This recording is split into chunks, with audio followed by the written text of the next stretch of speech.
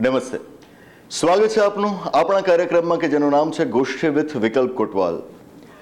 છેલ્લે જ્યારે આપણી સંસદનું ચોમાસું સત્ર પૂરું થયું ત્યારે એમાં આપણી સરકારે રાજ્યસભામાં એક બિલ રજૂ કર્યું હતું. રાજ્યસભામાંથી એ બિલ પસાર થઈ ગયું અને હવે સંભળાય છે કે આપણી સંસદનું જે 18 સપ્ટેમ્બરથી વિશેષ સત્ર આયોજિત થવા જઈ રહ્યું છે એમાં સરકાર આ જ બિલને લોકસભામાંથી પણ પસાર કરાવડાવવા માટેનો પ્રયત્ન કરશે. આ બિલ ખાસ્સું વિવાદોમાં ઘેરાયું છે. આજે આપણે એ જ બિલ ઉપર આ ગોષ્ઠી કરવા જઈ રહ્યા છીએ.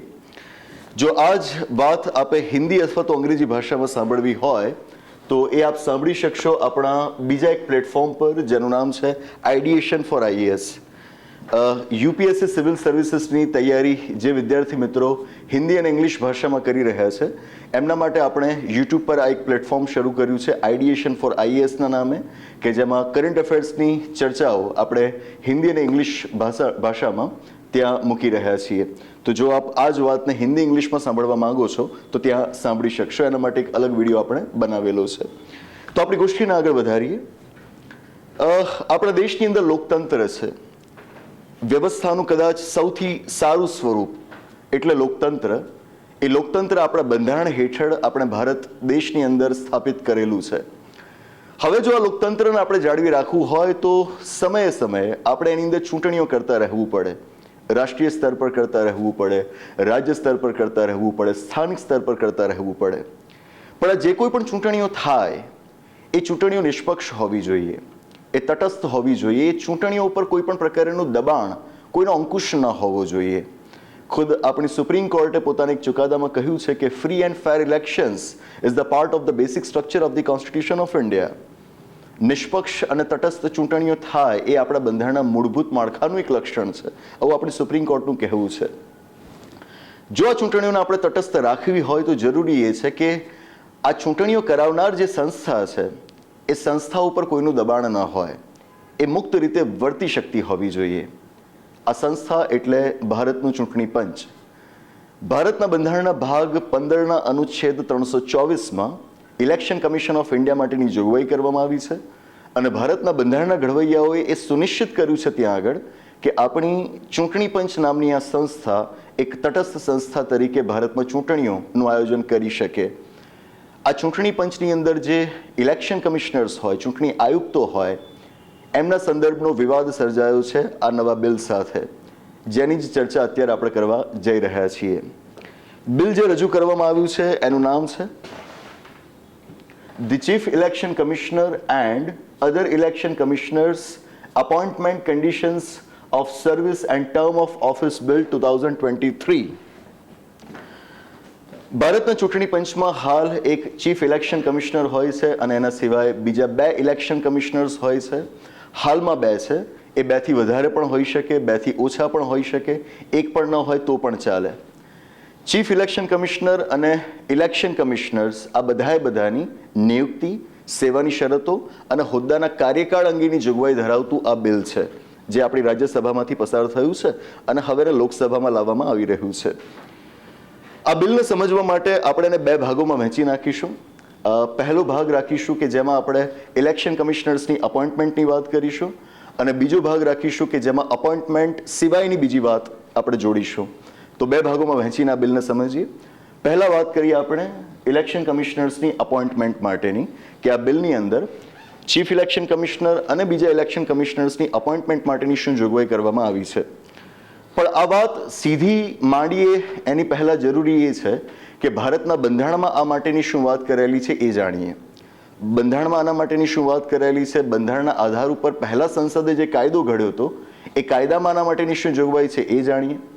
ઉપરાંતના આપણી સુપ્રીમ કોર્ટનો આ મુદ્દે એક અગત્યનો ચુકાદો આવ્યો હતો, એ ચુકાદામાં શું વાત હતી એ આપણે જાણીએ. જો આ પહેલાં આપણે જાણીશું તો એના આધારે નવું બિલ શું કહેવા માંગે છે, એમાં નવી વાત શું છે, આપણને વધુ સારી રીતે સમજાશે. સમજીએ. જેમ મેં આપને કહ્યું, ઇલેક્શન કમિશન ઓફ ઇન્ડિયા માટે ભારતના બંધારણમાં અનુચ્છેદ 324ની અંદર જોગવાઈ કરવામાં આવેલી છે. જે જોગવાઈ પ્રમાણે ચીફ ઇલેક્શન કમિશનર અને બીજા ઇલેક્શન કમિશનર્સને નિયુક્ત કરવાની સત્તા આપણા બંધારણે ભારતના રાષ્ટ્રપતિને આપેલી છે. કોઈ પણ ઇલેક્શન કમિશનરને પ્રેસિડેન્ટ ઓફ ઇન્ડિયા અપોઇન્ટ કરી શકે. પણ સાથે ત્યાં આગળ લખવામાં આવ્યું છે કે subject to the provisions of the law made by the parliament of India. એટલે કે રાષ્ટ્રપતિએ ઇલેક્શન કમિશનર્સની નિયુક્તિ કરવાની તો ખરી, પણ આ નિયુક્તિ એમણે સંસદના કાયદાને આધીન રહીને કરવાની રહેશે. એટલે કે સંસદનો આ સંદર્ભે જે કાયદો ઘડાય એની જોગવાઈઓને ધ્યાનમાં રાખીને રાષ્ટ્રપતિએ ઇલેક્શન કમિશનર્સની અપોઇન્ટમેન્ટ કરવાની રહેશે. મતલબ કે આઈડિયલી થવું એ જોઈએ કે આપણું બંધારણ અમલમાં આવ્યા બાદ આપણી સંસદે આ મુદ્દે એક કાયદો બનાવવો જોઈએ અને એ કાયદામાં જે શરતો નક્કી કરાયેલી હોય, પદ્ધતિ નક્કી કરાયેલી હોય એ મુતાબિક આપણા રાષ્ટ્રપતિએ ઇલેક્શન કમિશનર્સને નિયુક્ત કરવા જોઈએ. પણ હવે થાય છે, બંધારણ અમલમાં આવી ગયું 26 જાન્યુઆરી 1950ના રોજ. એની પહેલા જ ઇલેક્શન કમિશન ઓફ ઇન્ડિયા તૈયાર થઈ ગયું હતું. બંધારણ અમલમાં આવ્યા બાદ પણ સંસદે આ મુદ્દે કાયદો જ ન ઘડ્યો. ઇલેક્શન કમિશનર્સની અપોઇન્ટમેન્ટ માટેની શરતો, એ માટેની પદ્ધતિઓ નક્કી કરતો એક પણ કાયદો આપણી સંસદ દ્વારા ઘડવામાં આવતો નથી. આપ જોશો કે 1991ના વર્ષમાં સંસદ ઇલેક્શન કમિશન ઓફ ઇન્ડિયા માટે એક કાયદો ઘડે છે, ઇલેક્શન કમિશનર્સ માટે એક કાયદો ઘડે છે, પણ એની અંદર અપોઇન્ટમેન્ટની કોઈ વાત નહોતી. ઇલેક્શન કમિશનર્સની કન્ડિશન્સ ઓફ સર્વિસ એટલે કે સેવાની શરતો વિશે એમાં જોગવાઈઓ હતી, પણ એમની અપોઇન્ટમેન્ટ્સ માટે 1991ના કાયદામાં કોઈ વાત કરાયેલી નહોતી. મતલબ કે આપણે એવું કહી શકીએ કે બંધારણ અમલમાં આવ્યાના આ 73 વર્ષ બાદ પણ ઇલેક્શન કમિશનર્સની અપોઇન્ટમેન્ટ માટે બંધારણની જોગવાઈ પ્રમાણે જેવો કાયદો હોવો જોઈએ એ હજુ સુધી બન્યો નથી. કાયદો નહોતો એટલે જ તો ઇલેક્શન કમિશનર્સની અપોઇન્ટમેન્ટ એ સરકારના હાથમાં રહી જતી. ભારતમાં આપણે સંસદીય વ્યવસ્થા સ્વીકારાયેલી છે. સંસદીય વ્યવસ્થા સ્વીકારાયેલી છે એનો અર્થ એ થાય કે ભારતના રાષ્ટ્રપતિએ જે કોઈ પણ કારોબારી સત્તાઓનો ઉપયોગ કરવાનો છે એ ઉપયોગ એમણે પ્રધાનમંત્રી અને તેમના મંત્રીઓની સલાહ મુજબ કરવાનો થાય. તો જ્યાં 324માં અનુચ્છેદમાં રાષ્ટ્રપતિને કહેવાયું છે કે તેમણે ઇલેક્શન કમિશનર્સને અપોઇન્ટ કરવાના છે, એનો સીધો અર્થ એ થાય કે પ્રધાનમંત્રી અને તેમના મંત્રીઓની સલાહ મુજબ એમણે ઇલેક્શન કમિશનર્સને અપોઇન્ટ કરવાના થાય. તો ઇફેક્ટિવલી આપણે જોઈએ, અસરકારક રીતે આપણે જોઈએ તો ઇલેક્શન કમિશનર્સની અપોઇન્ટમેન્ટ એ કેન્દ્ર સરકારના હાથમાં રહી જતી. હવે જે તે વખતની સરકારના હાથમાં જ જો ચૂંટણી આયુક્તોની નિયુક્તિ હોય, એ જ પસંદ કરી શકતા હોય, તો ઇલેક્શન કમિશન ઓફ ઇન્ડિયાની વિશ્વસનીયતા, એમની તટસ્થતાની સામે સવાલ ઊભા થાય, જે યોગ્ય ન કહેવાય. એટલે થાય છે કે 2015ના વર્ષમાં એક વ્યક્તિ છે અનુપ બર્નવાલ, એમના દ્વારા આપણી સુપ્રીમ કોર્ટમાં એક રિટ પિટિશન ફાઇલ કરવામાં આવે છે અને રિટ પિટિશનમાં તેઓ ક્લેમ કરે છે કે ઇલેક્શન કમિશનર્સની અપોઇન્ટમેન્ટ જે ભારત સરકારના હાથમાં રહી જાય છે એ બંધારણ પ્રમાણે યોગ્ય નથી. આ વ્યવસ્થા બદલાવવી જોઈએ. 2018ના વર્ષમાં આપ જોશો કે આ મુદ્દો કે જે સુપ્રીમ કોર્ટની એક 2 ન્યાયાધીશોની બનેલી બેન્ચ ખંડપીઠ સાંભળી રહી હતી, આ મુદ્દે એમને લાગ્યું કે વધુ અભ્યાસ થવો જરૂરી છે. બંધારણના અનુચ્છેદ 324નું હજુ વધારે ઊંડાણપૂર્વકનું વ્યાપક અર્થઘટન થવું જરૂરી છે. એટલે એમણે કર્યું એ કે આ મુદ્દાને વધુ મોટી બેન્ચને મોકલી દીધો. સુપ્રીમ કોર્ટની મોટી બેન્ચ પાસે આ મુદ્દો ગયો અને એ બેન્ચે આ જ વર્ષે 2023ના જ વર્ષમાં, હું ખોટો ન હોઉં તો ફેબ્રુઆરી અથવા તો માર્ચ મહિનામાં આ મુદ્દે જજમેન્ટ આપ્યું, જેમાં સુપ્રીમ કોર્ટ કહે છે કે બંધારણની જોગવાઈ પ્રમાણે ઇલેક્શન કમિશનર્સની અપોઇન્ટમેન્ટ માટે સંસદનો કાયદો ઘડાવવો જોઈતો હતો, પણ જેમ કે કાયદો ઘડાવાયો નથી, એ કાયદો નથી ઘડાયો એટલા માટે એમની નિયુક્તિ સરકારના હાથમાં રહી જાય છે, જે યોગ્ય નથી. જ્યાં સુધી સંસદ આ મુદ્દે કાયદો ન ઘડે ત્યાં સુધી ઇલેક્શન કમિશનર્સને અપોઇન્ટ કરવા માટેની વ્યવસ્થા અમે ઊભી કરીએ છીએ. આઈડિયલી વ્યવસ્થા ક્યાં હોવી જોઈતી હતી? સંસદના કાયદામાં. પણ સંસદે તો કાયદો ઘડ્યો જ નથી. ઘડતા ઘડશે, અમે એમને નિર્દેશ આપીએ છીએ કે તાત્કાલિક એ મુદ્દે કાયદો ઘડે, પણ જ્યાં સુધી એ કાયદો નથી ઘડતા ત્યાં સુધી ઇલેક્શન કમિશનર્સની અપોઇન્ટમેન્ટ એ ભારત સરકારના હાથમાં ન રહી જાય. એમની તટસ્થતા સામે સવાલ ઊભા ન થાય એટલા માટે અમે એક વ્યવસ્થા ઊભી કરી આપીએ છીએ, જે પ્રમાણે રાષ્ટ્રપતિએ ઇલેક્શન કમિશનર્સને અપોઇન્ટ કરવાના રહેશે. આ વ્યવસ્થા શું છે? તો સુપ્રીમ કોર્ટે આની અંદર એક સિલેક્શન કમિટી માટેની જોગવાઈ કરી. પોતાના જજમેન્ટની અંદર એમણે એક સિલેક્શન કમિટી માટેનું પ્રાવધાન કર્યું. એક એવી સિલેક્શન કમિટી કે જેની અંદર હોય દેશના પ્રધાનમંત્રી, લોકસભામાં વિરોધ પક્ષના નેતા, લીડર ઓફ ઓપોઝિશન, અને જો કોઈ વિરોધ પક્ષના નેતા તરીકે કોઈને રેકગ્નિશન જ ન મળ્યું હોય તો જે સૌથી મોટો વિરોધ પક્ષ હોય એના નેતાને તમારે અહીંયા આગળ સમાવવાના રહેશે. અને સાથે રહેશે ખુદ CJI એટલે કે chief justice of India, supreme કોર્ટના મુખ્ય ન્યાયાધીશ. તો આ વર્ષના ચુકાદામાં સુપ્રીમ કોર્ટ કહે છે કે પ્રધાનમંત્રી, વિરોધ પક્ષના નેતા લોકસભામાં અને સુપ્રીમ કોર્ટના મુખ્ય ન્યાયાધીશ આ 3 સભ્યોની બનેલી એક સમિતિ રહેશે અને આ સમિતિ દ્વારા જે વ્યક્તિની પસંદગી કરવામાં આવશે એ જ વ્યક્તિને ભારતના રાષ્ટ્રપતિએ ઇલેક્શન કમિશનર અથવા તો ચીફ ઇલેક્શન કમિશનર તરીકે અપોઇન્ટ કરવાના રહેશે. That's it. આ જજમેન્ટ આવ્યું અને આ જજમેન્ટ સાથે હવે સરકારના હાથમાંથી ઇલેક્શન કમિશનર્સની અપોઇન્ટમેન્ટ સરકી ગઈ. હવે સરકાર નક્કી નહીં કરી શકે કે ઇલેક્શન કમિશનર્સ કોણ રહેશે. નક્કી કોણ કરશે? આ કમિટી કરશે. પણ સાથે એ પણ નોંધવું રહ્યું કે આ વ્યવસ્થા ક્યાં સુધી તમારે રાખવાની છે? જ્યાં સુધી સંસદ આ મુદ્દે કાયદો ન ઘડે ત્યાં સુધી. કારણ મૂળ રીતે બંધારણ પ્રમાણે ઇલેક્શન કમિશનર્સની અપોઇન્ટમેન્ટ માટેનો કાયદો તો સંસદે જ ઘડવાનો છે. સુપ્રીમ કોર્ટે આ વ્યવસ્થા નક્કી નથી કરવાની. સંસદે કાયદો નહોતો ઘડ્યો એટલા માટે આ વ્યવસ્થા ઊભી કરી સુપ્રીમ કોર્ટે, રાઈટ ના? તો એટલા માટે આખરી વ્યવસ્થા તો સંસદે જ ઘડવાની છે. આ વ્યવસ્થા ઊભી કરવા માટે બંધારણની જોગવાઈ પ્રમાણે સંસદને જે સત્તા મળેલી છે ઇલેક્શન કમિશનર્સની અપોઇન્ટમેન્ટ માટેની પદ્ધતિ નક્કી કરતો કાયદો ઘડવાની, એ કાયદો ઘડવા માટે સંસદમાં હાલમાં બિલ રજૂ થયું છે. આશા રાખું કે આપને બેકગ્રાઉન્ડ સમજાયું હશે કે હાલમાં 2023નું આ જે બિલ લાવવામાં આવ્યું છે એ બિલ કઈ રીતે આવ્યું છે, એનું ઇવોલ્યુશન આ છે. સુપ્રીમ કોર્ટનું જજમેન્ટ આવ્યું છે પણ એ જજમેન્ટ એપ્લિકેબલ ક્યાં સુધી રહે કે જ્યાં સુધી સંસદ આ મુદ્દે કાયદો નથી ઘડતી ત્યાં સુધી. તો હવે સંસદ કાયદો ઘડવા માટે બિલ લાવે છે. હવે આ બિલમાં શું કહેવાયું છે જોઈએ. બિલની અંદર જોગવાઈ કરાઈ છે કે ઇલેક્શન કમિશન ઓફ ઇન્ડિયામાં કમિશનર્સની અપોઇન્ટમેન્ટ માટે પહેલા તો એક સર્ચ કમિટી રહેશે, સર્ચ કમિટી પછી સિલેક્શન કમિટી રહેશે. છેવટે સિલેક્શન કમિટી જેને પસંદ કરશે એના દ્વારા જ તમારે રાષ્ટ્રપતિને નામ સૂચવવાનું છે અને એ જ નામવાળા વ્યક્તિને તમારે રાષ્ટ્રપતિએ ઇલેક્શન કમિશનર તરીકે અપોઇન્ટ કરવાના છે. નાવ સિલેક્શન કમિટીમાં કોણ રહેશે? પ્રધાનમંત્રી રહેશે, લોકસભામાં વિરોધ પક્ષના નેતા રહેશે અને union cabinet minister nominated by prime minister. પ્રધાનમંત્રી દ્વારા નક્કી કરાયેલ, એમના દ્વારા નિમાયેલ એક કેન્દ્રીય કેબિનેટ મંત્રી રહેશે. આપ સમજી શકો છો શું થયું. સુપ્રીમ કોર્ટના જજમેન્ટ પ્રમાણે ઇલેક્શન કમિશનર્સની અપોઇન્ટમેન્ટ માટેની સિલેક્શન કમિટીમાં પ્રધાનમંત્રી હતા, લોકસભામાં વિરોધ પક્ષના નેતા હતા. આ બે તો બિલમાં પણ છે. પણ અહીં આગળ ત્રીજા સભ્ય તરીકે હતા સિલેક્શન કમિટીમાં સુપ્રીમ કોર્ટના મુખ્ય ન્યાયાધીશ. બિલમાં એમને હટાવી દેવામાં આવ્યા છે. બિલમાં એમને હટાવી દેવામાં આવ્યા છે અને એમના સ્થાન પર કોને મૂકવામાં આવ્યા છે? કેન્દ્રીય કેબિનેટ મંત્રીને. એવા કેબિનેટ મંત્રી કે જેમને સીધી નિમણૂક આપવામાં આવી હોય દેશના પ્રધાનમંત્રી દ્વારા.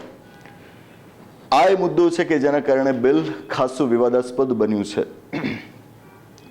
સામાન્ય રીતે આવી જ્યારે પણ સિલેક્શન કમિટી બનતી હોય તો એનું ગઠન એ રીતે કરવામાં આવે કે જેથી એમાં શક્ય એટલા વધુ પક્ષોને પ્રતિનિધિત્વ આપી શકાય અને કોઈ એક પક્ષ ત્યાં આગળ વધારે પડતો મજબૂત ન બની જાય એ સુનિશ્ચિત કરવામાં આવતું હોય છે. અહીં આગળ પ્રશ્ન ઊભો થાય કે જો આ સિલેક્શન કમિટીમાં એક સભ્ય તરીકે પ્રધાનમંત્રી છે કે જે સિલેક્શન કમિટીના અધ્યક્ષ પણ છે અને એ સિવાય વધુ એક સભ્ય તરીકે એમના દ્વારા નિમાયેલા એમના કોઈ કેબિનેટ મિનિસ્ટર હશે તો 3 સભ્યોમાંથી તો 2 એક જ પક્ષના થઈ ગયા. તો આ સિલેક્શન કમિટીને આપણે તટસ્થ કેવી રીતે માની શકીએ? આ પ્રશ્ન ઊભો થાય છે.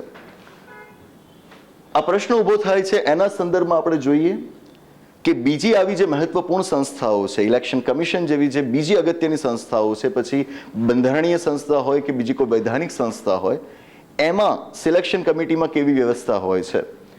તો ભાગ્યે જ આપણને એવી કોઈ સિલેક્શન કમિટી જોવા મળશે કે જ્યાં એક પક્ષ આટલો બધો મજબૂત થઈ જતો હોય. ફોર એન એક્ઝામ્પલ વાત કરીએ આપણે લોકાયુક્તની. આપણા દેશમાં જે કરપ્શન વિરુદ્ધની મુવમેન્ટ ચાલી એની ફલશ્રુતિ તરીકે આપણને મળ્યું લોકપાલ. તો લોકપાલની અપોઇન્ટમેન્ટ માટેની જે સિલેક્શન કમિટી નક્કી કરવામાં આવી છે, યસ, એની અંદર હોય છે પ્રધાનમંત્રી, લોકસભાના સ્પીકર, લોકસભામાં વિરોધ પક્ષના નેતા, ઉપરાંતને મુખ્ય ન્યાયાધીશ સુપ્રીમ કોર્ટના અથવા તો એમના દ્વારા નક્કી કરાયેલા બીજા કોઈક જજ, અને છેલ્લે હોય છે કોઈ એક ધારાશાસ્ત્રી. રાઈટ? આની અંદર તમને સત્તાધીશ પક્ષ પણ જોવા મળશે, વિરોધ પક્ષ પણ જોવા મળશે, જ્યુડિશિયરીનું રેપ્રેઝન્ટેશન પણ જોવા મળશે. બિલકુલ એ જ પ્રમાણે રાજ્ય સ્તર પર લોકપાલ જેવી જે સંસ્થા હોય છે, લોકાયુક્ત, લોકાયુક્તમાં આપ જોશો મોટાભાગના રાજ્યોની અંદર લોકાયુક્તની અપોઇન્ટમેન્ટ માટેની જે વ્યવસ્થા છે, લોકાયુક્ત માટેની સિલેક્શન કમિટીમાં મોટાભાગના રાજ્યોમાં શું હોય છે, જે તે રાજ્યના જે હાઈકોર્ટના મુખ્ય ન્યાયાધીશ હોય એમને રાખવામાં આવતા હોય છે. એ રાજ્યની વિધાનસભામાં જે વિરોધ પક્ષના નેતા હોય એમને પણ રાખવામાં આવતા હોય છે. બરાબર? તમે લોકપાલ અને લોકાયુક્ત બંનેની અપોઇન્ટમેન્ટમાં જ્યુડિશિયરીનું રેપ્રેઝન્ટેશન જોઈ શકો છો. વાત જ્યારે આપણે કરીએ સીબીઆઈના ડિરેક્ટરની, વધુ એક અગત્યની સંસ્થા, એના માટેની જે સિલેક્શન કમિટી છે એમાં પ્રધાનમંત્રી હોય છે, લોકસભામાં વિરોધ પક્ષના નેતા હોય છે, અને એ ઉપરાંત ચીફ જસ્ટિસ ઓફ ઇન્ડિયા પણ હોય છે. તમે સેન્ટ્રલ વિજિલન્સ કમિશનરની વાત કરો, કેન્દ્રીય તકેદારી પંચ, એની સિલેક્શન કમિટીમાં જોશો તો પ્રધાનમંત્રી હોય છે, કેન્દ્રીય ગૃહમંત્રી હોય છે, અને લોકસભામાં વિરોધ પક્ષના નેતા હોય છે. આમાં તમને જ્યુડિશિયરીનું રેપ્રેઝન્ટેશન નહીં જોવા મળે. નેશનલ હ્યુમન રાઇટ્સ કમિશનના ચેરપર્સન, એમાં તો ઘણા બધા લોકો હોય છે. પણ બાય એન્ડ લાર્જ આપણે જોઈએ તો આપણને સમજાશે કે આ પ્રકારેની અપોઇન્ટમેન્ટ્સ, આટલી સિગ્નિફિકન્ટ અપોઇન્ટમેન્ટ્સ થતી હોય તો એની સિલેક્શન કમિટીમાં કોઈ એક પક્ષ વધુ મજબૂત ન બની જાય એ ખાસ સુનિશ્ચિત કરવામાં આવતું હોય છે, જે હવે અહીં આગળ નથી રહ્યું. એ દાવો થઈ રહ્યો છે અને એના જ કારણે આ બિલ ખાસું વિવાદોમાં ઘેરાયું છે. અપોઇન્ટમેન્ટનો ઇસ્યુ આશા રાખો કે આપને સમજાયો હશે. એ સમજાયો હોય તો હવે આ બિલના જે બીજા ઇસ્યુઝ છે એને આપણે સમજીએ. બંધારણનો અનુચ્છેદ 324 આપણે વાંચીએ તો એની અંદર રાષ્ટ્રપતિને સત્તા આપવામાં આવી છે કે તેઓ ઇલેક્શન કમિશનર્સને અપોઇન્ટ કરશે. માત્ર અપોઇન્ટ કરશે એટલું નહીં, ઇલેક્શન કમિશનર્સને અપોઇન્ટ કરવા ઉપરાંત તેઓ ઇલેક્શન કમિશનર્સની કન્ડિશન્સ ઓફ સર્વિસ એટલે કે સેવાની શરતો પણ નક્કી કરશે. Very important. એમની સેવાની શરતો નક્કી કરશે અને સાથે એમનો ટેન્યોર એટલે કે એમના હોદ્દાનો કાર્યકાળ પણ નક્કી કરશે. બંધારણની અંદર ઇલેક્શન કમિશનર્સના હોદ્દાનો કાર્યકાળ કેટલો રહેશે સ્પષ્ટ નથી કરાયું. એમની સેવાની શરતો પણ નક્કી નથી કરાઈ. આ બધું રાષ્ટ્રપતિએ નક્કી કરવાનું છે. પણ રાષ્ટ્રપતિએ ક્યાં સુધી? કે જ્યાં સુધી સંસદ આ મુદ્દે કાયદો ન ઘડે ત્યાં સુધી. મતલબ ઇલેક્શન કમિશનર્સની અપોઇન્ટમેન્ટની માફક જ ઇલેક્શન કમિશનર્સની સેવાની શરતો અને સાથે એમના હોદ્દાના કાર્યકાળ માટેનો કાયદો પણ આપણી સંસદે જ ઘડવાનો છે. 324મો અનુચ્છેદ આપ વાંચશો તો એની અંદર તમને ઘણી બધી વાતો નહીં મળે. કેવી વાતો? જેમ કે એમની સેવાની શરતો નહીં મળે સીધી, એમના હોદ્દાનો કાર્યકાળ તમને નહીં મળે, ઇલેક્શન કમિશનર્સ બનવા માટેની લાયકાતો શું હોવી જોઈએ એ લાયકાતો પણ તમને બંધારણમાં નહીં જોવા મળે. બંધારણમાં આપ જોશો તો અલગ અલગ હોદ્દાઓ માટે લાયકાતો નક્કી કરાયેલી હોય છે, પણ આપને ઇલેક્શન કમિશનર્સ માટેની કોઈ લાયકાતો ત્યાં આગળ નક્કી થયેલી નહીં જોવા મળે. ઉપરાંત એમને રાજીનામું કેવી રીતે આપવું, કોને આપવું, એના માટેની જોગવાઈ પણ તમને બંધારણમાં નહીં જોવા મળે. ઉપરાંત જ્યારે આવા કોઈક અગત્યના હોદ્દાઓ હોય તો એમના માટે બંધારણમાં એવી જોગવાઈઓ રાખવામાં આવતી હોય છે કે એમને નિવૃત્તિ બાદ એના જ હોદ્દા ઉપર પાછા નિયુક્ત નહીં કરી શકાય. આવી જોગવાઈઓ રાખવી પડતી હોય છે. જેમ કે તમે યુપીએસસી કે સ્ટેટ પબ્લિક સર્વિસ કમિશનના અધ્યક્ષ કે એના સભ્યો વિશે વાત કરો તો એમના માટે બંધારણમાં સ્પષ્ટ લખાયેલું છે કે એમને નિવૃત્તિ બાદ એના એ જ હોદ્દા ઉપર પાછા નિયુક્ત નહીં કરી શકાય. હોદ્દાની નિષ્પક્ષતા જાળવવા માટે આ પ્રકારના પ્રાવધાન રાખવામાં આવતા હોય છે, પણ આવી કોઈ જ જોગવાઈ ઇલેક્શન કમિશનર્સ માટે નથી કરાઈ. બિલકુલ એ જ રીતે એ નિવૃત્ત થઈ જાય પછી એમને કેન્દ્ર કે રાજ્ય સરકારનો કોઈ હોદ્દો નહીં સોંપી શકાય એવી વાત પણ બંધારણમાં નથી કરાયેલી. હોદ્દાઓની નિષ્પક્ષતા જાળવવા માટે આ એક વધુ વ્યવસ્થા છે. જેમ કે કેગ, તો કેગ વિશે આપણા બંધારણમાં કહેવાયેલું છે કે કેગ તરીકે તમે રિટાયર થયા પછી તમને કેન્દ્ર કે રાજ્ય સરકારનો કોઈ જ હોદ્દો નહીં સોંપી શકાય. નિવૃત્તિ બાદ કદાચ તમને એ લાભ મળવાનો છે એની લાલચ છે, તમે બની શકે કે હાલમાં તમારું જે કામ છે એને નિષ્પક્ષતાથી ન કરો. તો આવું ન થાય એટલા માટે આવી વ્યવસ્થા કરવામાં આવતી હોય છે કે નિવૃત્તિ બાદ તમને કેન્દ્ર કે રાજ્ય સરકારનો કોઈ જ હોદ્દો નહીં સોંપી શકાય. પણ ઇલેક્શન કમિશનર્સના સંદર્ભમાં તો બંધારણમાં આવું પણ નથી કહેવાયેલું. ટૂંકમાં આ બધા મુદ્દા એવા છે કે જેને એડ્રેસ કરવા જરૂરી હતા. એમની સેવાની શરતો નક્કી કરવી જરૂરી હતી, એમના હોદ્દાનો કાર્યકાળ નક્કી કરવો જરૂરી હતો, અને આ બીજી બધી બાબતો પણ નક્કી કરવી જરૂરી હતી કે જે બધું ક્યાં નક્કી થવું જોઈએ? સંસદના કાયદામાં. બંધારણમાં તો સીધું લખીને આપ્યું નથી, તો સંસદે કાયદાની અંદર આને નક્કી કરવાનું હોય. સંસદે આ મુદ્દે કાયદો ઘડ્યો જ નહીં, વર્ષોના વર્ષો સુધી ઘડ્યો નહીં. આખરે કાયદો ઘડ્યો 1991ના વર્ષમાં. ફરી એકવાર હું આપને કહું, 1991ના વર્ષમાં આ મુદ્દે કાયદો ઘડાયો છે, પણ એમાં ઇલેક્શન કમિશનર્સની અપોઇન્ટમેન્ટ વિશે કોઈ વાત નથી કરાઈ. વાત એમની કન્ડિશન્સ ઓફ સર્વિસ વિશે કરાઈ છે, જે મેં અગાઉ પણ આપને જણાવ્યું. એટલે જ ગોષ્ઠીને મેં બે ભાગમાં વહેંચી. અપોઇન્ટમેન્ટનો મુદ્દો અલગ છે, અપોઇન્ટમેન્ટ સિવાયના મુદ્દા અલગ છે. પહેલા આપણે અપોઇન્ટમેન્ટની વાત કરી છે, હવે બીજા મુદ્દાઓને આપણે એડ્રેસ કરી રહ્યા છીએ. 1991ના વર્ષમાં જે કાયદો ઘડાયો એનું નામ છે election commission conditions of service of election commissioners and transaction of business act 1991. આ જે પ્રશ્નો હતા, આ જે મુદ્દાઓ બાકી હતા, એનું સમાધાન તમને 1991ના કાયદામાં આપવામાં આવ્યું છે. શું સમાધાન આપવામાં આવ્યું છે વાંચીએ. પહેલા તો એમાં સ્પષ્ટ કરાયેલું છે કે ઇલેક્શન કમિશનર્સનો ટેન્યોર રહેશે, એમનો કાર્યકાળ રહેશે 6 વર્ષ અથવા તો 65 વર્ષ ઉંમરના. મીન્સ તમે જ્યારથી કામ કરવું શરૂ કર્યું ઇલેક્શન કમિશનમાં ઇલેક્શન કમિશનર તરીકે શરૂ કર્યું ત્યાંથી લઈને 6 વર્ષ જો એ પહેલા થઈ જાય અથવા તો તમારી ઉંમર 65 વર્ષ પહેલા થઈ જાય, બેમાંથી જે પહેલું થાય તે, એ પ્રમાણે તમારે રિટાયર થઈ જવાનું રહેશે. આ કાયદામાં નક્કી કરાયેલું છે, રાઈટ? આ બંધારણમાં નક્કી નથી કરાયેલું. બીજું, કાયદામાં જોગવાઈ કરાઈ કે તમે જો તમારા હોદ્દા ઉપરથી રાજીનામું આપવા માંગો છો તો તમે એ રાજીનામું સોંપી શકશો ભારતના રાષ્ટ્રપતિને. ભારતના રાષ્ટ્રપતિને સંબોધીને તમે તમારા હોદ્દા ઉપરથી રાજીનામું આપી શકશો. ફરીવાર આપને યાદ કરાવડાવું, બંધારણમાં ઘણા બધા હોદ્દાઓ માટે સ્પષ્ટતા કરાયેલી છે કે એ હોદ્દેદારો પોતાનું રાજીનામું કોને સોંપી શકે, કોને સંબોધીને લખી શકે. પણ આવી વાત બંધારણમાં ઇલેક્શન કમિશનર્સ માટે નહોતી કરાયેલી. આ વાત તમારે સંસદના કાયદાની અંદર કરવાની હતી. સંસદનો કાયદો જ ઘડાયો નહોતો તો આ વાત આવે ક્યાંથી? આ વાત આવી 1991ના સંસદના કાયદામાં, જેમાં એમણે કહ્યું કે આ ઇલેક્શન કમિશનર્સ પોતાના હોદ્દા ઉપરથી રાજીનામું આપી શકે, રાષ્ટ્રપતિને સોંપી શકે. આગળ સાથે કહેવાયું કે આ જે ઇલેક્શન કમિશનર્સ રહેશે એમની સેવાની શરતો એ સુપ્રીમ કોર્ટના ન્યાયાધીશ જેવી રહેશે.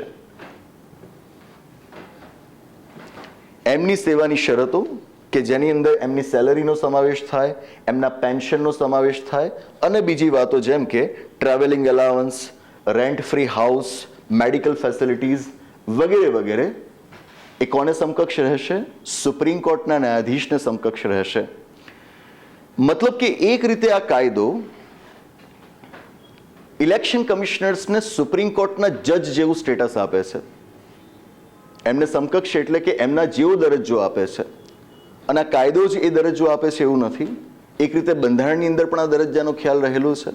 આ પાંચો બંધારણ 324માં અનુચ્છેદમાં જ કહેવાયેલું છે કે ચીફ ઇલેક્શન કમિશનરને અપોઇન્ટ કરવામાં આવ્યા હોય ભારતના રાષ્ટ્રપતિ દ્વારા, પણ જો એમના હોદ્દા ઉપરથી દૂર કરવા હોય તો એ સુપ્રીમ કોર્ટના ન્યાયાધીશની જેમ જ કરી શકાય. રાષ્ટ્રપતિ એમને ગમે ત્યારે હોદ્દા ઉપરથી દૂર ન કરી શકે. મતલબ કે એટલીસ્ટ ચીફ ઇલેક્શન કમિશનર માટે આપણે એવું કહી શકીએ કે બંધારણના ઘડવૈયાઓના મગજમાં પહેલેથી હતું કે એમનો દરજ્જો સુપ્રીમ કોર્ટના જજને સમકક્ષ હોવો જોઈએ. ભલે બાકીના ઇલેક્શન કમિશનર્સનો નહીં, પણ એટલીસ્ટ ચીફ ઇલેક્શન કમિશનરનો દરજ્જો તો એમના મગજમાં સુપ્રીમ કોર્ટને જજને સમકક્ષ રાખવાનો હતો જ હતો. એ જ વાત બીજા સ્વરૂપમાં આપણને 1991ના કાયદામાં જોવા મળે છે કે જે કાયદો ઇલેક્શન કમિશનર્સની સેવાની શરતોને સુપ્રીમ કોર્ટના ન્યાયાધીશોને સમકક્ષ બનાવીને ઇલેક્શન કમિશનર્સનો દરજ્જો સુપ્રીમ કોર્ટના જજ જેવો કરી દે છે. That's it. આ તો થઈ ગયું. હવે જે નવું બિલ આવ્યું છે, નવું બિલ શું કહે છે?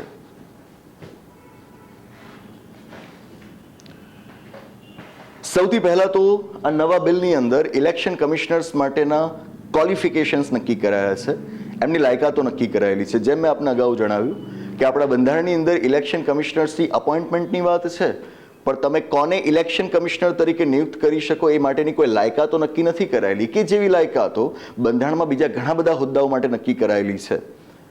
લાયકાતો હોવી જ જોઈએ. આ લાયકાતો હવે સંસદ કાયદા દ્વારા બનાવવા જઈ રહી છે. જે આ બિલમાં લખાયેલી છે શું લાયકાતો છે કે તમે ઇલેક્શન કમિશનર્સ તરીકે એમને જ અપોઇન્ટ કરી શકશો કે who are holding or have held post equivalent to the secretary two government of India. તમે એમને જ ઇલેક્શન કમિશનર્સ તરીકે અપોઇન્ટ કરી શકશો કે જેમણે ભારત સરકારની અંદર સેક્રેટરી સચિવ તરીકે કામ કર્યું હોય અથવા તો હાલમાં કરી રહ્યા હોય, સાથે એમને knowledge and experience in management and conduct of elections, એમને ચૂંટણીઓ કરાવવાનો, ચૂંટણીઓનું વ્યવસ્થાપન કરવાનો અનુભવ હોય, આવા જ વ્યક્તિને તમે ઇલેક્શન કમિશનર્સ તરીકે અપોઇન્ટ કરી શકશો. મતલબ કે એ વાત સ્પષ્ટ થઈ જાય છે કે જે આપણી સર્વિસ છે ઇન્ડિયન એડમિનિસ્ટ્રેટિવ સર્વિસ આઈએએસમાંથી જ આ પસંદગી થઈ શકશે, કારણ સચિવ કક્ષાના હોદ્દા ઉપર આપણે ફક્ત આઈએએસ ઓફિસર્સને જોઈ શકીશું. તો આ લાયકાત નક્કી કરાયેલી છે વિચ વોઝ લોંગ ઓવરડ્યુ. ઘણા વખતથી આ લાયકાતો નક્કી થયેલી હોવી જોઈતી હતી પણ હતી નહીં. એ લાયકાતો અહીં આગળ સ્પષ્ટ કરવામાં આવી છે.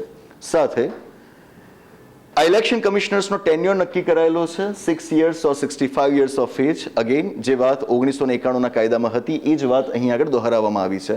આનો હેતુ એ પણ ખરો કે એક વખત આ બિલ પાસ થઈને કાયદો બની જાય પછી 1991ના કાયદાની કોઈ જરૂર જ નથી રહેતી, રાઈટ ના?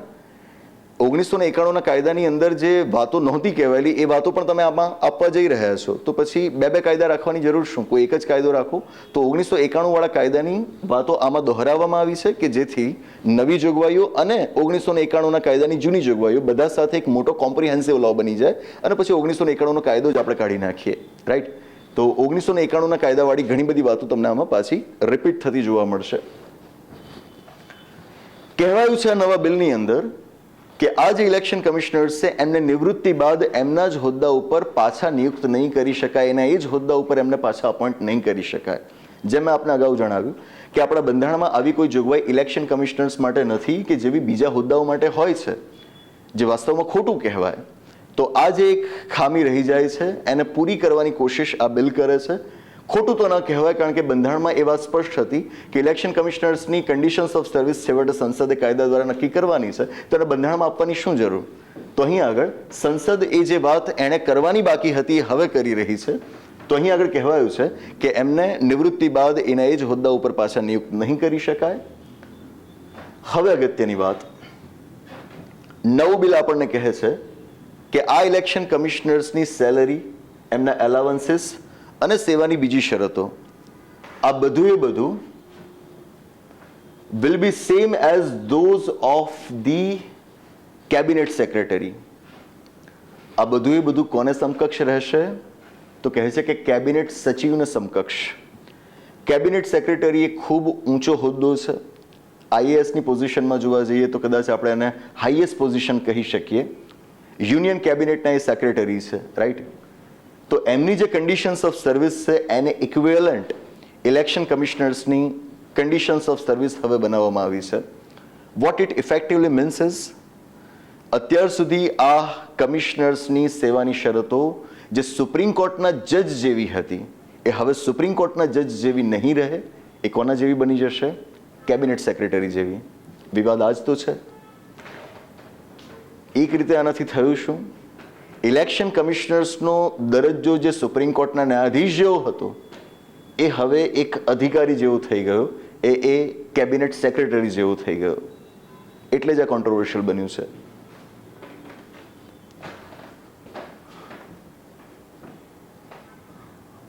That's it. આ કરવામાં આવશે અને સાથે 1991નો કાયદો કાઢી નાખવામાં આવશે. હવે આનાથી કોન્ટ્રોવર્સીસ શું થાય છે? આનાથી કેવા પ્રોબ્લેમ્સ ઊભા થાય છે? એક સામાન્ય મુદ્દો છે કે સેલરી જે સુપ્રીમ કોર્ટના જજીસની હોય છે અને કેબિનેટ સેક્રેટરીની હોય છે એ સેલરીઝમાં કોઈ ઝાઝો તફાવત નથી. લગભગ એક સરખી જ સેલરી હોય છે. સુપ્રીમ કોર્ટના જજીસને અમુક એક્સ્ટ્રા બેનિફિટ્સ મળતા હોય છે. રિટાયરમેન્ટ બાદ એમને અમુક એક્સ્ટ્રા બેનિફિટ્સ મળતા હોય છે, જેમ કે ડ્રાઈવર લાઈફ લોંગ એમને મળી રહે, ઘરકામ માટે એમને સર્વન્ટ મળી રહે વગેરે, જે કેબિનેટ સેક્રેટરી માટે નથી હોતું. તો આ લાભો હવે ઇલેક્શન કમિશનર્સને નહીં મળે કારણ કે હવે સુપ્રીમ કોર્ટના જજ જેવી કન્ડિશન્સ ઓફ સર્વિસ નથી ધરાવતા, બરાબર? પણ આ કોઈ મેજર ઇસ્યુ નથી. ફાઇનાન્શિયલ બાબતોને આપણે દરગુજર કરી શકીએ, બહુ સામાન્ય વાત છે.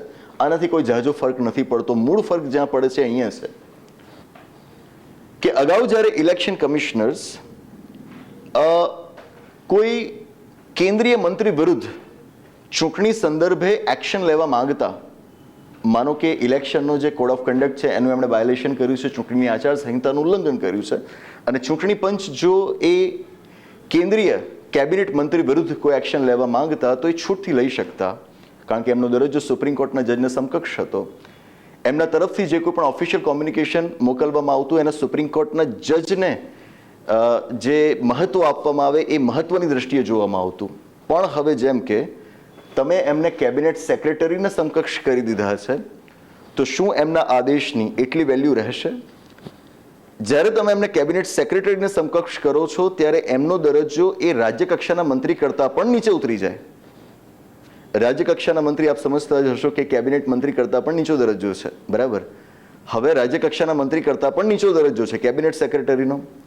તો આ પરિસ્થિતિમાં કેબિનેટ સેક્રેટરીનો દરજ્જો ધરાવતા ઇલેક્શન કમિશનર શું કેન્દ્રીય કેબિનેટ મંત્રી વિરુદ્ધ ચૂંટણીની પ્રક્રિયાઓના ઉલ્લંઘન બદલ, ચૂંટણીની આચારસંહિતાના ઉલ્લંઘન બદલ શું કોઈ એક્શન લેવા માટે કેપેબલ રહેશે ખરા? આ સવાલ ઊભો થાય છે, અને એ જ સવાલ ઊભો કરીને આ બિલનો વિરોધ થઈ રહ્યો છે. સેન્ટ્રલ આઈડિયા ઇઝ કે ઇલેક્શન કમિશનની નિષ્પક્ષતાની સામે આની સાથે સવાલ ઊભો થાય છે. અત્યાર સુધી જે એક બાહોશ અધિકારીઓ, બાહોશ આયુક્તોની મદદથી કદાચ ઇલેક્શન કમિશન ઓફ ઇન્ડિયા કામ કરવા માટે એટલીસ્ટ કાગળ ઉપર તો સક્ષમ હતું, બરાબર? એની ક્ષમતાની સામે હવે સવાલો ઊભા થઈ શકે કે જ્યાં આગળ કમિશનર્સનું સ્ટેટસ જ એક રીતે પહેલાં કરતાં ઓછું થઈ જાય છે. આ જે બાબતો છે કે જેથી આ બિલ ખાસું કોન્ટ્રોવર્શિયલ બન્યું છે. મારો અંગત મત પણ એ જ છે કે આ ભારત લોકતંત્ર તરીકે ટકી રહેવા માટે જે વર્ષોથી પ્રયત્ન કરી રહ્યું છે, દાયકાઓથી પ્રયત્ન કરી રહ્યું છે, લોકતંત્ર માત્ર કાગળ ઉપર ન રહી જાય, બંધારણમાં કહી દીધું એટલે આપોઆપ લોકતંત્ર ન સ્થપાઈ જાય. લોકતંત્ર એ જુસ્સો છે, ઇટ્સ અવર સ્પિરિટ, અને એ જુસ્સો એ કાગળ પર લખાયેલી વાતોથી ઘણો આગળ હોય. એને જાળવી રાખવા માટે જરૂરી છે કે ચૂંટણીઓ નિષ્પક્ષ થાય, અને એ ચૂંટણીઓને નિષ્પક્ષતાથી કરાવવા માટે જે સંસ્થાને એ ચૂંટણીઓ કરાવવાનું કામ સોંપાયેલું છે એ પણ એટલી જ નિષ્પક્ષ હોવી જોઈએ, જે આ નવા બિલની જોગવાઈઓ પ્રમાણે બંધ નથી બેસતું, ઘણું બંધ નથી બેસતું. આ મારો અંગત મત છે, બીજાનો કોઈક અલગ મત હોઈ શકે, અને આપનો જો અલગ મત હોય તો હું ચોક્કસથી એને આવકારીશ. આપ કોમેન્ટ બોક્સમાં અમને જણાવશો, આપણે એના ઉપર ઘણી સારી ચર્ચા કરી શકીએ. લોકતંત્રમાં આ જ જરૂરી છે, હું કંઈક કહું, કંઈક આપ કહો, દરેક પોતાની વાત રજૂ કરે, સ્વસ્થતા સાથે, તંદુરસ્ત રીતે, યોગ્ય ભાષાના પ્રયોગ સાથે, અયોગ્ય ભાષા, છીછરી ભાષામાં નહીં. તો દરેક જણ પોતાની વાત રજૂ કરે તો એનાથી છેવટે લાભ આપણા લોકતંત્રને જ થવાનો, આપણી સભ્યતા, આપણા સમાજને જ થવાનો. તો આ મારો એક અંગત મત બને છે કે જ્યાં આગળ આ બિલની અંદર અપોઇન્ટમેન્ટ્સ અને બીજી બાબતો અંગેની જે જોગવાઈઓ કરવામાં આવી છે એ મારા અંગત મતે ચૂંટણીની નિષ્પક્ષતા સામે પ્રશ્નો ઊભા કરે છે. તો આ બિલ હવે જોઈએ લોકસભામાં કેવી રીતે પસાર થાય છે, એના ઉપર કેવી બહેસ થાય છે, અને આખરે કાયદો બને છે કે નહીં એ તો હવે આવનારો સમય જ કહેશે. આશા રાખું કે આ બિલ વિશે જે વાતો મારે તમારા સુધી પહોંચાડવી હતી એ હું પહોંચાડી શક્યો હોઈશ. જો આ મુદ્દે હજુ કોઈક નવા અપડેટ્સ આવશે તો આપણે એના ઉપર પણ ગોષ્ઠી કરીશું. પણ આ બધાની વચ્ચે મને આપના અભિપ્રાયો જાણવા ખૂબ ગમશે, અને જેમ હું વારંવાર કહેતો રહું છું, એક ઇન્ફોર્મ્ડ ઓપિનિયન મને સાંભળવો ગમશે, વાંચવો ગમશે. તો આપ પણ આ મુદ્દા ઉપર ઘણો સારો અભ્યાસ કરો, અને પછી આપના વિચારો નીચે અમને કોમેન્ટ બોક્સમાં જણાવો, અને એ જે વિચારો આવશે એના આધાર ઉપર પણ અમે હજુ વધારે કોઈક નવી વાતો સાથે આપની સામે રજૂ થતા રહીશું. તો આ સાથે આ ગોષ્ઠીને અહીં આગળ પૂરી કરીએ છીએ. આવનારા એપિસોડમાં આવા જ વધુ એક મહત્વપૂર્ણ અને રસપ્રદ મુદ્દા સાથે પાછા મળીશું. આભાર. નમસ્તે.